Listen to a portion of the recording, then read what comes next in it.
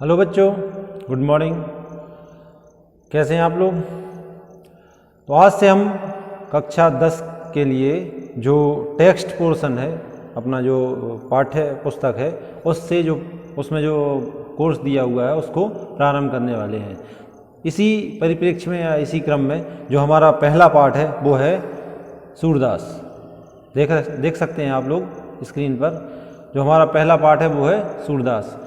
तो जैसा कि हमने पिछले साल भी अपनी पुस्तकों में पढ़ा है कि कवि या लेखक का पहले परिचय दिया जाता है, तो सबसे पहले ये यहाँ पर पूरा सूरदास का परिचय दिया गया है।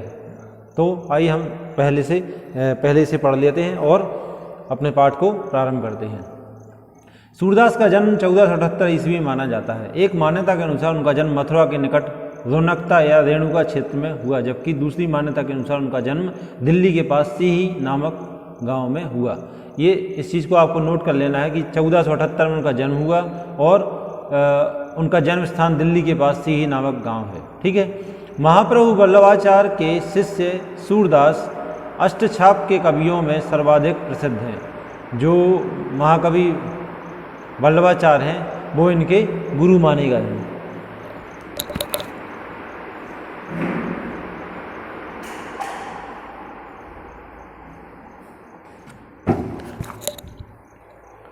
जो वल्लभाचार्य हैं वो इनके गुरु माने गए हैं। वे मथुरा और वृंदावन के बीच गौघाट पर रहते थे और श्रीनाथ जी के मंदिर में भजन कीर्तन किया करते थे। जो सूरदास जी थे वो मथुरा और वृंदावन के किनारे पर गौघाट बने होते हैं उनमें रहते थे और भजन कीर्तन करते हुए अपना जीवन बिता रहे थे। सन 1583 में पारसौली में उनका निधन हुआ और 1583 में जन्म 1478 और मृत्यु 1583। कहाँ पर स्थान? पारसौली। ठीक है। इन चीज़ों को आप लोग हाईलाइट करते जाना, नोट करते जाना।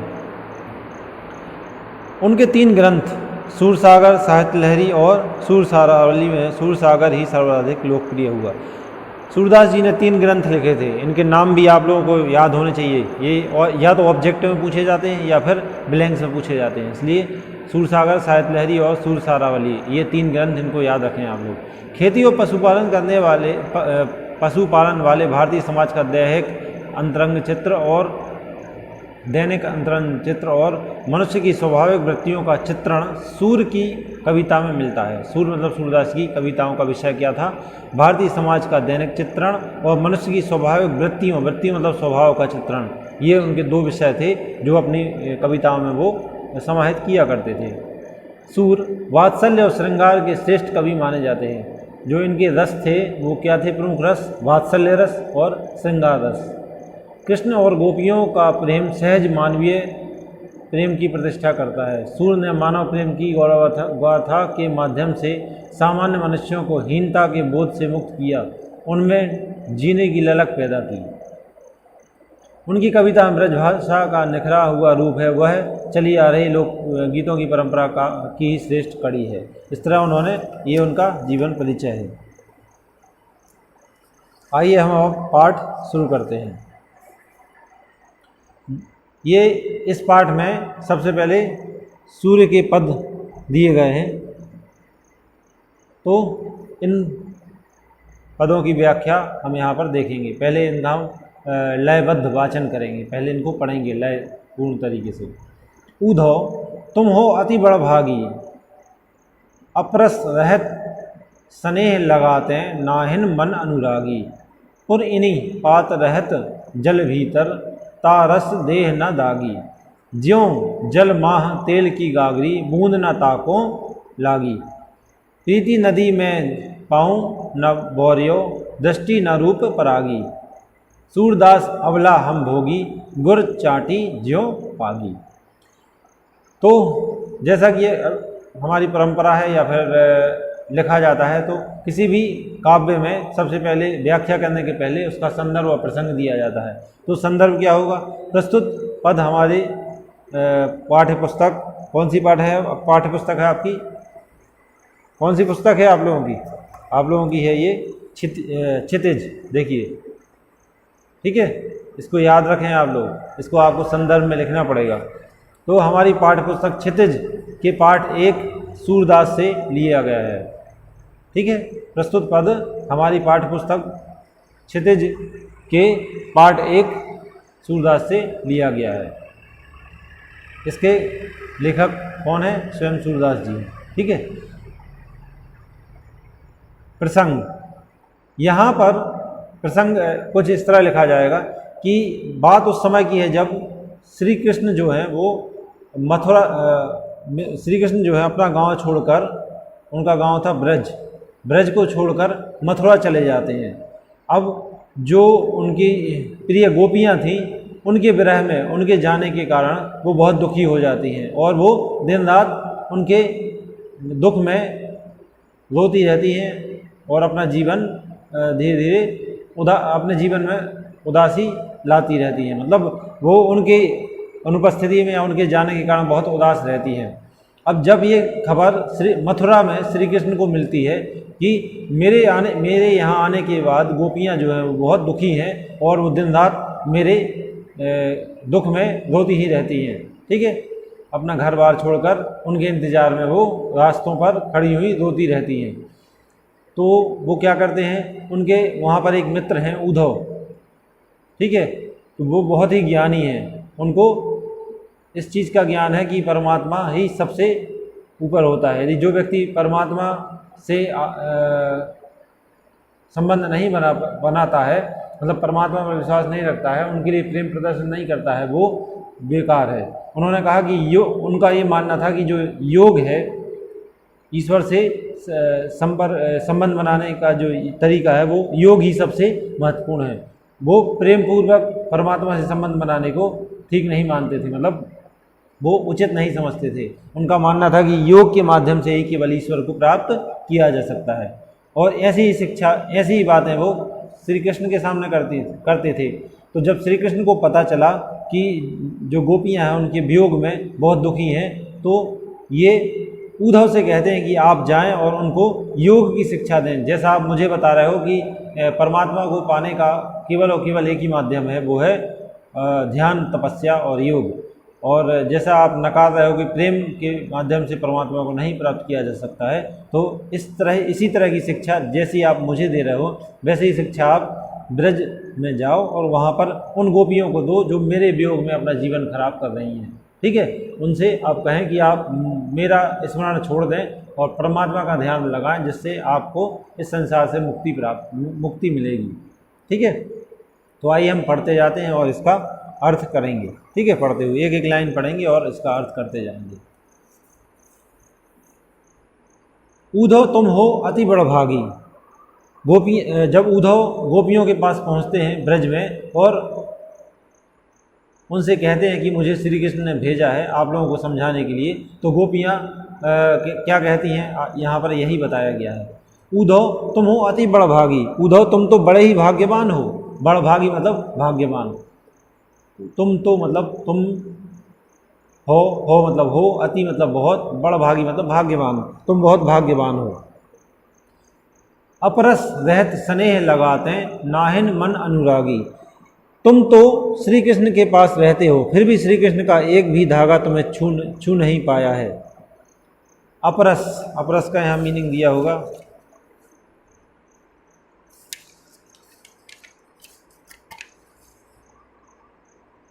अपरस मतलब अछूता। अपरस मतलब अछूता। तो अपरस रहत स्नेह तगाते, तगा मतलब होता है धागा।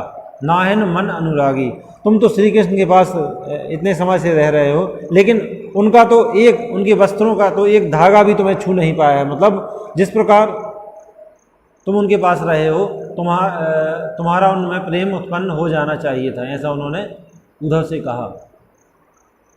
जिस प्रकार कमल का पत्ता रहता तो कीचड़ में है, लेकिन कीचड़ का एक भी हिस्सा कमल के पत्ते को नहीं छू पाता है। पुर इनी पात रहत जल भीतर, तारस देह न दागी। तुम तो बिल्कुल वैसे ही हो गए हो जिस तरह की कमल का पत्ता होता है। कमल का पत्ता रहता तो जल में है, लेकिन जल की एक बूंद भी उस पत्ते पर ठहर नहीं पाती है। जल की एक बूंद भी या कीचड़ की एक बूंद भी उस पत्ते को छू नहीं पाती है।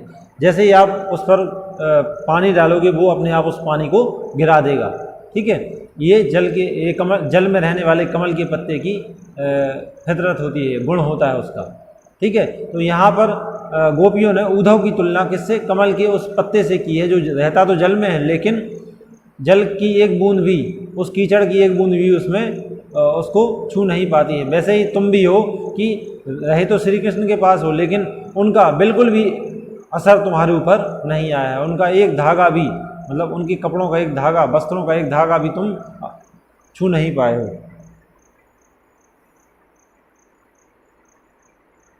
ठीक उसी प्रकार तुम भी हो उद्धव, रहते तो श्री कृष्ण के पास हो लेकिन फिर भी उनके प्रेम से वंचित हो। मतलब उनका कहने का मतलब ये है कि तुम इतने समय श्री कृष्ण के पास रहे हो लेकिन तुम्हारे अंदर प्रेम की कोई भी भावना दिखाई नहीं देती। ज्यों जल माह तेल की गागरी, हे उद्धव तुम उस तेल की बूंद के समान हो जिसे हम जल की गगरी में डाल दें तो वह बिल्कुल जल से अलग हो जाती है। बूंद न ताको लागी, मतलब यहाँ पर फिर से गोपियाँ उद्धव से कह रही हैं कि तुम उस जल की बूंद के समान हो। ज्यों जल माह तेल की गागरी, जिस तरह जल में तेल की बूंद डाल देने पर बिल्कुल भी हम बिल्कुल भी जल में घुल नहीं पाती है, वैसे ही तुम भी हो, तुम भी रहते हो तो श्री कृष्ण के पास हो लेकिन फिर भी उनके प्रेम से बिल्कुल दूर हो। उसी तरह तुम रहते तो श्री कृष्ण के पास हो लेकिन उनके प्रेम से बिल्कुल दूर हो। अर्थात कहने का मतलब ये है कि जिस तरह हम जल की गगरी में यदि एक बूंद तेल की डाल दें तो वो तेल उसमें घुल नहीं पाता है, वो अपना अस्तित्व अलग बनाए रहता है, पानी में घुल नहीं पाता है और वो पानी से अलग रहता है। उसी तरह तुम भी हो उद्धव, तुम रहे तो श्री कृष्ण के पास हो लेकिन फिर भी उनके प्रेम में बिल्कुल भी तुम रच पस नहीं पाए, मतलब उनके प्रेम से बिल्कुल दूर हो तुम। ठीक है, प्रीति नदी में पाँव ना बोरे हो। सूरदास जी कहते हैं कि उद्धव तुमने प्रेम की नदी में अभी तक पाँव नहीं डुबोए हैं। प्रीति नदी ना पाँव में बोरियो, प्रीति नदी मतलब प्रेम की नदी में पाँव मतलब पाँव ना बोरियो मतलब डुबाए हैं, इसलिए दृष्टि न रूप परागी, इसलिए अभी तक तुम श्री कृष्ण के प्रेम से वंचित हो, इसलिए तुम्हें जो श्री कृष्ण का प्रेम है वो दिखाई नहीं दे रहा है, या फिर तुम उनके प्रेम से बिल्कुल वंचित हो। वंचित मतलब दूर रहना, उनके प्रभाव में ना आना। ठीक है, तुम श्री कृष्ण के प्रभाव में अभी तक नहीं आए हो। सूरदास अबला हम भोरी, गुर चीटी ज्यों पागी। सूरदास जी कहते हैं कि हम नारियां तो बिल्कुल भोली हैं। सूरदास अबला मतलब नारियां, ठीक है, हम बिल्कुल भोली हैं, हम नारियां तो बिल्कुल भोली हैं। हम उसी चींटी के समान हैं जो गुड़ से लिपट जाती है, वैसे ही हम भी श्री कृष्ण के प्रेम रूपी बंधन से बंधे हुए हैं। यहाँ पर कवि कहता है कि हम जो गोपियाँ हैं वो उद्धव से कह रही हैं कि हम उस गुड़ में लिपटी हुई उस चींटी के समान हैं जो उसी में लिपटे रहते हैं और उसी को खाते रहते हैं। मतलब हम श्री कृष्ण के प्रेम रूपी बंधन से इतने बंधे हुए हैं कि हम ये नहीं समझ पा रहे हैं कि हम उसी व्यक्ति के प्रेम में बंधे हुए हैं जो हमारे यहाँ पर जो सूरदास जी हैं वो गोपियों के माध्यम से यह कहलवा रहे हैं कि हे उद्धव, हम अबला, हम भोली नारियां हैं। अबला हम भोली, मतलब हम जो हैं वो भोली नारियां हैं और हम उसी चींटी के समान हैं। उन्होंने यहाँ पर तुलना की है अपनी जिससे चींटी से, कि हम उसी चींटी के समान हैं जो गुड़ से लिपट जाती हैं, वैसे ही हम भी श्री कृष्ण के प्रेम रूपी बंधन में बंधे हुए हैं। उन्होंने कहा है कि हम उन चींटियों के समान हैं जो गुड़ से लिपटी हुई होती हैं। ठीक है, उसी तरह हम भी श्री कृष्ण के प्रेम बंधन में बंधे हुए हैं। ठीक है, ये हो गया आपका पहले का अर्थ। यदि आप लोगों को समझ में ना आया हो तो इसको आप लोग एक बार फिर से रिपीट करके सुन सकते हैं। ठीक है, आगे बढ़ते हैं। देखिए ये चित्र भी देख सकते हैं आप, ये उद्धव हैं, ये गोपियाँ हैं। ये उद्धव इन गोपियों को सभी को समझाने आए हैं, तो इन्हीं गोपियों और उद्धव का संवाद या बातचीत चल रही है यहाँ पर। ठीक है, उसी को सूरदास जी ने यहाँ पर बताया है। आगे पद क्रमांक 2, मन की मन ही मांझ रही, कहिए जाए कौन पे ऊधो, नाही परत कहीं, अवधि आधार आस आवन की, तन मन बिथा सही। अब इन जोग संदेशनी सुनि सुनी, बिरहिनी बिरह दही, चाहती हुती गुहारी जितहि, तय उत तय धार बही। सूरदास अब धीर धर्यो क्यों, मर जादा ना लही। यहाँ पर फिर से गोपियाँ कह रही हैं उद्धव से। यहाँ पर संदर्भ तो वही आएगा जो मैंने पहले उसमें बताया है, और प्रसंग भी वही आएगा कि गोपियों को समझाने के लिए श्री कृष्ण के द्वारा उद्धव को भेजा गया है, और उद्धव और गोपियों का जो संवाद है यहाँ पर सूरदास जी ने प्रकट किया है। मतलब उन दोनों की उद्धव और गोपियों का जो संवाद है उसी की चर्चा यहाँ पर सूरदास जी के द्वारा की गई है। मन की मन ही मांझ रही, गोपियाँ कह रही हैं कि हमारे मन की भावना तो हमारे मन के भीतर ही रह गई। मन की मन ही मांझ रही, मतलब हमारे मन की भावना तो हमारे मन के भीतर ही रहेगी, मतलब हमारे मन की बात मन में ही दबी रही। ठीक है। अब उद्धव तुम ही बताओ, कहिए जाए कौन पे उद्धव, ना ही परत कहीं। अब उद्धव तुम ही बताओ, हम अपने मन की बात किससे कहें। कहिए जाए कौन पे उद्धव, मतलब कौन पे मतलब किससे उद्धव कहें, है ना। ना ही परत कही, हम इतने समय से इसी आशा में जी रहे थे कि जल्दी ही श्री कृष्ण आएंगे। इसी आस में रहते हुए हम तन मन की व्यथा सह रहे थे। अवधि आधार आस आवन की, हम अवधि मतलब समय, आधार मतलब आधार, आस यानी आशा, आवन की मतलब आने की, तन मन मतलब तन और मन, व्यथा मतलब दुख, सही मतलब सह रहे थे। तो यहाँ पर गोपियाँ कह रही हैं उद्धव से कि हम तो इतने समय से इसी आशा में जी रहे थे कि जल्दी ही श्री कृष्ण आएंगे। इसी आस में रहते हुए हम तन और मन की विधा मतलब शरीर की व्यथा और मन की व्यथा को सहते हुए जी रहे थे। किसकी आस में? श्री कृष्ण की आस में कि वो आएंगे और हमें पूर्ववत प्रेम मिलेगा। जैसा कि हम वो पहले प्रेम करते थे, रास लीला में हम नाच गान करते थे और उनके साथ उनकी मुरली को सुनते थे, उससे हमें अतीब आनंद की प्राप्ति होती थी। तो वैसा ही आनंद हमें फिर से मिलेगा। अब इन जोग संदेशनी सुनी सुनी, फिर गोपियाँ कह रही हैं कि तुम कैसा संदेश लेकर आए हो। अब इन जोग मतलब योग, संदेशनी मतलब संदेश, सुनी सुनी, तुम्हारा संदेश सुनकर तो हम और भी विरह की आग में जल रहे हैं। बिरहनी बिरह दही, तुम्हारे इस संदेश को सुनकर तुम गोपियाँ कह रही हैं कि उधर तुम कैसा संदेश लाए हो। हम तुम्हारे संदेश को सुनकर तो हम और भी विरह की आग में, मतलब जो हमारा उनसे बिछोह है वो हमसे दूर हैं, अब तो हमें उनसे मिलने की व्याकुलता और भी बढ़ गई है। अब हम उनसे मिलने की, उनसे दूर होने, उनसे बिछड़ने की जो पीड़ा है, विरह की पीड़ा है, उससे हम और भी उसकी आग में हम जो है वो और भी जल रहे हैं। चाहती होती गुहारी जितहि तय, गोपियाँ कहती हैं कि जब भी कोई किसी को रक्षा के लिए पुकारता है तो अपने रक्षक को पुकारता है। चाहती होती गुहारी जितहि तय उत तय धार बही, यहाँ पर गोपियाँ फिर से उद्धव को कह रही हैं कि जब भी कोई अपनी रक्षा के लिए किसी को पुकारता है तो अपने रक्षक को ही पुकारता है। जैसे हमारे ऊपर कोई मुसीबत आ जाती है और हम अपने ऊपर आए हुए मुसीबत से बाहर निकलने के लिए पुकारते हैं तो हम ईश्वर का ही स्मरण करते हैं। परंतु यहाँ तो योग की धारा उल्टी बह रही है। यहाँ तो हमारे रक्षक ही हमारे, यहाँ पर दूसरी लाइन देखिए, सूरदास अब धीर धर ही क्यों, मर जा दाना नहीं उत तय धार बही। मतलब यहाँ पर गोपियाँ कह रही हैं कि जब कोई अपनी रक्षा के लिए किसी को पुकारता है तो अपने रक्षक को ही पुकारता है, लेकिन यहाँ पर तो योग की धारा उल्टी बह रही है। यहाँ तो हमारे रक्षक ही हमारे दुख का कारण बने हुए हैं। मतलब यहाँ पर उल्टा ही हो रहा है, जो हमारे रक्षक हैं श्री कृष्ण हैं वो ही हमारे दुख का कारण बने हुए हैं। सूरदास आगे कह रहे हैं कि सूरदास अब धीर धर ही क्यों, मर जादा ना लही।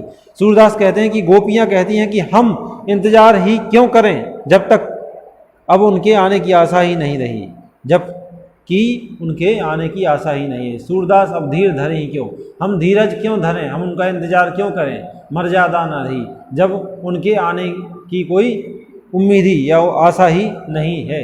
आप हमसे कह रहे हैं कि वो नहीं आएंगे, आप योग के माध्यम से ईश्वर को ईश्वर का ध्यान करें और अपने जीवन को तारें। तो जब हमें श्री कृष्ण, हमारे परमात्मा तो, हमारे परमेश्वर तो श्री कृष्ण ही हैं, हम उनके इंतजार में अभी तक अपना जीवन जी रहे थे, तो अब हम आगे क्यों उनका इंतजार करें जब उनके आने की कोई संभावना ही नहीं रही। तो ये था हमारा दूसरा पद।